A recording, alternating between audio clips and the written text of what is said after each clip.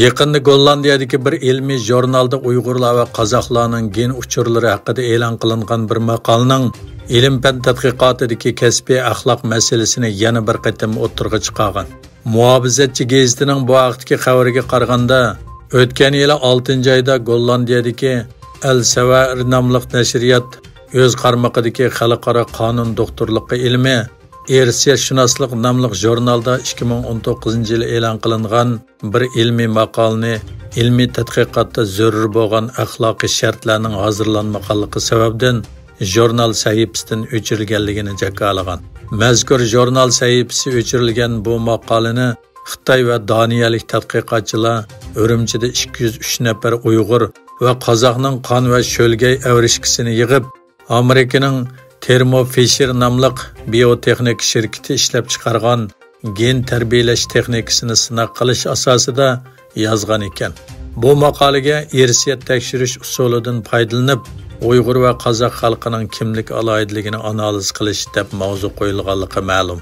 Xitoy hukumatining Uyg'urlarning gen uchurlarini xohlagancha yig'ish masalasiga diqqat qilib kelgan mutaxassislar yuqorqi tadqiqot maqolasida ishlatilgan qon avrishkalarining majburiy holda yig'ib olinganligiga, qon avrishkasi elingan odamlarning o'z ixtiyorligi bilan bundaq bir tekshirishga qatnashmaganligiga ishonadi ekan.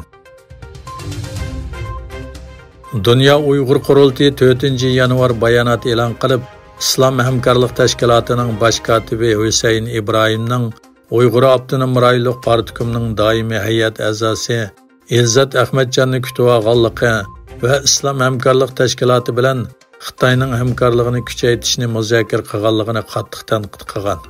Bayonotda ko'rsatilishicha, Dünya Uyg'ur qurultiyining raisi Dolqun Aysa Islom hamkorlik tashkiloti Sharq Turkistondagi Uyg'urlar va boshqa musulmonlarga qaratilgan erkiy qirg'inchilikni butunlay nazardan saqit qilib, Xitoy Kompartiyasining islom dinini cheklashi, uni jinoyatlashtirishi va jazolashini ixtiyori bilan qo'llamoqda. Xitoy Kompartiyasi amaldorlarining muqaddas zaminni ziyorat qilishi, uning erkiy qirg'inchilikni oqlashiga fursat yaratib berishi yerginishlik degan. Ma'lum bo'lishicha, bu uchrashish Elzat Ahmadjon boshchiligidagi Xitoy vakillar ummikining o'tgan yili 12-oyning oxirlaridan boshlab musulmon davlatlarga qarata elib borgan ziyoratining bir parchasi ekan. Xitoy tizimlikka oldirgan abonentlari 1 milliondan oshadigan shirkatlarning sonliq ma'lumotlarni chet elga yetkazishga davlatning tasdiqini elishni majbur qildi. Egilishicha, hozirga qadar faqat 4dan bir qism iltimos tasdiqlangan bo'lib, bu amaliyotning chet eldagi sheriklari bilan savdo qilayotgan shirkatlarni qiyin ahvolga tushirib qo'yganligi o'tirg'i qo'yildi.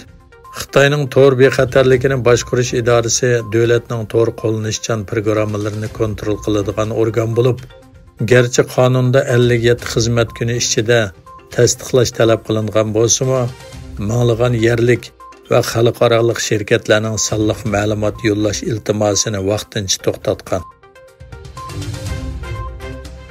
Elon Muskning Tesla shirkati Xitoyga eksport qilingan 1.600.000 dan ortiq to'qlik mashinani qaytarib olganligini bildirgan.